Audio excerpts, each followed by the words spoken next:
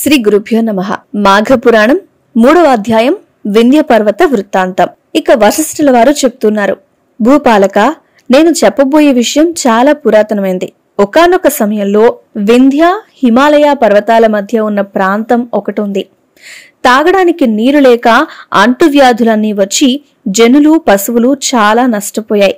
అందువల్ల యజ్ఞయాగాది కార్యాలు కాని దేవత అర్చనలు గాని చేయలేకపోయారు. వనములలో తపస్సు చేసుకునే మునీశ్వరులు సైతం ఆ కరువుకు హాహాకారాలు చేసి ఆశ్రమాలు వదిలిపెట్టి వలసపోతూ ఉన్నారు. రేవా నదీ తీరమునందు ఫలవృక్షాలు, పంట భూములు నీరు లేక బీడు పారిపోయింది. తాగడానికి కూడా నీళ్లు లభించలేదు. అప్పుడు భృగు మహర్షి ఆ కరువు ప్రాంతంలోనే నివసిస్తూ ఉన్నాడు. మహాతపస్వి అయిన భృగు మహర్షి కూడా ఆ కాటకమును తట్టుకోలేకపోయాడు. ఎన్నో సంవత్సరాల నుంచి ఆ ప్రాంతం అందు ఉండటం వల్ల అక్కడి నుంచి కదలడానికి ఆయనకి ఇష్టం లేకపోయినప్పటికీ విధి లేక హిమాలయ ప్రాంతాలకి వలస వెళ్లిపోయాడు. హిమాలయ పర్వతాలకు పరమర దిక్కున ఒక కొండచర్య ఉంది. ఆ కొండచర్య అక్కడ ఉన్న కైలాస పర్వతానికి చాలా దగ్గరగా ఉంది. అది తెల్లగా కూడా ఉంది. ఆ కొండచర్య దగ్గర ఇంద్రనీలము ఉండటం వల్ల ధగధగ మెరిసిపోతూ ఉంది. ఎందరో మహర్షులు, సిద్ధులు, జ్ఞానులు ఆ కొండ దగ్గరికి వచ్చి శ్రీమన్నారాయణుణ్ణి భక్తిభావంతో ప్రార్థిస్తూ ఉన్నారు. అంతేకాదు ఆ పర్వతం వద్ద యక్షులు, గంధర్వులు కూడా వచ్చి విహరిస్తూ ఉన్నారు అని వశిష్ఠుల వారు దిలీపునకు వివరించారు. అప్పుడు దిలీపుడు, ఓ మహానుభావ, ఆ పర్వతం గురించి చెప్పిన మాటలు నాకు ఆశ్చర్యాన్ని కలుగజేశాయి. ఇంకా ఏమైనా విశేషాలుంటే తెలపండి అని అడిగాడు.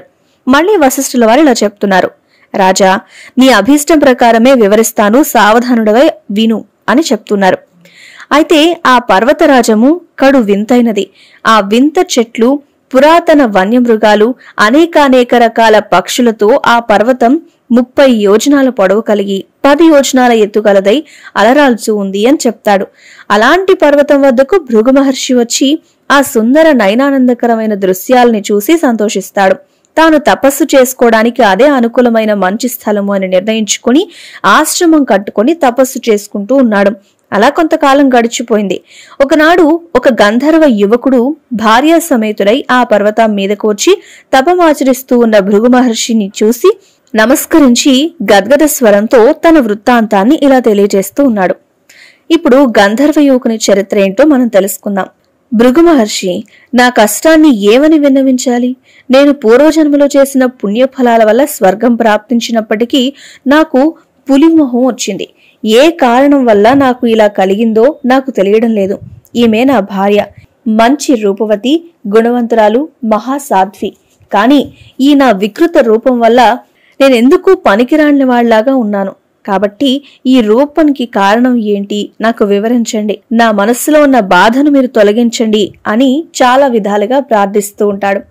అయితే ఆ గంధర్వుణ్ణి దీనాలాపన అంతా కూడా విని తన వృత్తాంతం వినగానే భృగు మహర్షి హృదయం కలచివేసినట్లయింది. అయితే గంధర్వుడికి ఎలా అయినా సరే తన శక్తి కొలది సాయం చేయాలి అని అతను నిశ్చయించుకున్నాడు. ఓ ఈ గంధర్వ కుమార, నీవు అదృష్టహీనుడవు. అదృష్టహీనత వల్ల నీకు ఇలా కష్టదశ కలిగింది. పాపం, పేదరికం, దురదృష్టం అనే 3 కూడా ప్రాణాల్ని కొంగదీస్తాయి. ఈ 3ంటిని నివృత్తి చేసుకోవాలి అంటే మాఘమాస స్నానమే పరమ ఔషధం అని అన్ని జాతుల వారు కూడా ఆచరించవలసిన పరమ పావన మార్గమని, కాబట్టి నువ్వు నీ భార్యతో కూడా ఈ పర్వత దినములన్నింటిలో నదీ స్నానాన్ని చెయ్యి. అదీ కాక ఇది మాఘమాసం కదా, వెతకబోయిన తీర్థం ఎదురైనట్లు అన్నీ సమకూరి ఉన్నాయి. కాబట్టి ఈ రోజుతో నీ కష్టాలు తొలగిపోతాయి. మనసులో ఉన్న కోరికలు కూడా తీరుతాయి. భయపడవద్దు. మాఘమాస స్నాన ఫలం గురించి నేను నీకు వివరిస్తాను అని చెప్తున్నాడు. ఆ గంధర్వుడు భృగు మహర్షి ఉపదేశాన్ని శ్రద్ధగా విన్నాడు. అతని భార్య కూడా మునీశ్వరుని వచనాలన్నీ కూడా ఆలకించి సంతోషించింది. ఆ మహర్షి చెప్పిన విధముగా గంధర్వుడు భార్య సమేతుడై ఆ పక్కనే ఉన్న ప్రవహిస్తూ ఉన్న నదిలో స్నానం చేశాడు. వెంటనే అతనికున్న పెద్ద పులి ముఖం పోయింది.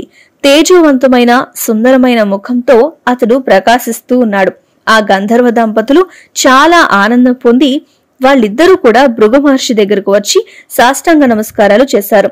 భృగు మహర్షి వాళ్ళని దీవించి పంపించేశాడు. ఈ విధంగా గంధర్వ యువకుని చరిత్ర వశిష్ఠుల వారు దిలీపునికి చెప్పారు. విన్నావు కదా రాజా, గంధర్వ కుమారుని చరిత్ర, మాఘమాసంలో పుణ్యనదుల యొక్క స్నానానికి సంబంధించి ఎలాంటి ఫలమిచ్చిందో ఊహించుకో నువ్వే అని వివరంగా తెలియజేశారు. ఇక్కడితో 3వ అధ్యాయం పూర్తయింది.